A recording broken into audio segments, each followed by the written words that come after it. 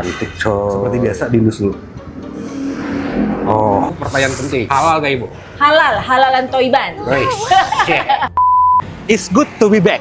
Warga negara Cenduk, akhirnya gue konten lagi, mie ayam lagi. Sebenarnya tahu mie ayam ini udah lama sih, tapi di Tanjung Duren, Jakarta Barat. Mie ayam Aldo Jos, cabang Cilduk.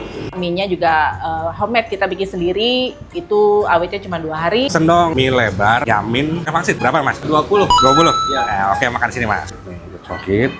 Sebenarnya ada 2 porsi, ada porsi normal, ada porsi jumbo. Normalnya itu segini tuh porsinya tuh, banyak bener. Bagus ya warnanya. Halo, Kak Pandi.